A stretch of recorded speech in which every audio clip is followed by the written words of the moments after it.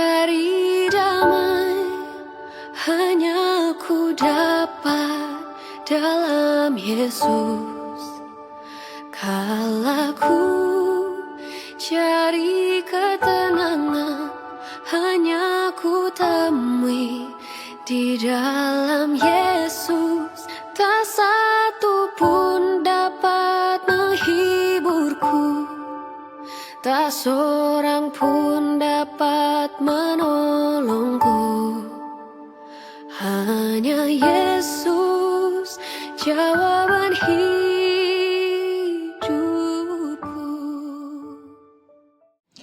Selamat pagi, salam sejahtera, shalom. Tema renungan kita pagi hari ini, iman dan perbuatan, Yakobus 2 ayat 17. Demikian juga halnya dengan iman.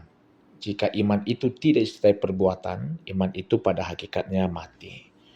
Ada satu tren yang sedang menjadi pembicaraan pada saat ini di dunia pekerjaan, yaitu money dysmorphia.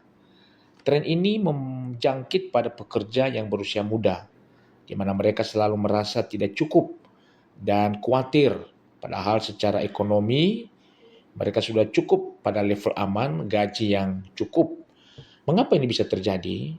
Dalam kajian perilaku sosial, hal ini disebabkan oleh kemajuan teknologi informasi yang membuat banyak orang mudah terdistraksi oleh budaya pamer.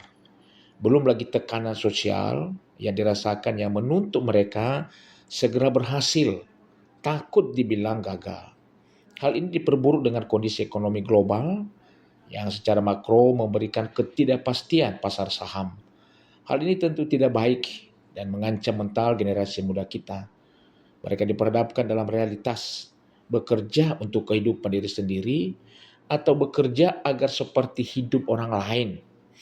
Firman Tuhan pada saat ini mengajak kita untuk melihat korelasi antara iman dan perbuatan. Apakah iman membutuhkan perbuatan atau perbuatan yang membutuhkan iman? Dalam surah Yakobus, iman ditegaskan harus tampak dalam perbuatan baik. Hal ini seperti bertolak belakang dengan semangat reformasi Martin Luther yang memahami iman akan keselamatan tidak memerlukan perbuatan baik. Namun apabila kita cermati lebih dalam, iman dalam surah Yakobus ini tidak bertentangan dengan sola fide-nya Martin Luther. Karenanya gereja Lutheran memahami kita berbuat baik karena mengimani dan diselamatkan oleh anugerah Tuhan, bukan malah sebaliknya. Marilah kita melepaskan diri dari segala kekhawatiran. Hidup seolah perbuatan kita itulah yang menentukan nasib ke depannya.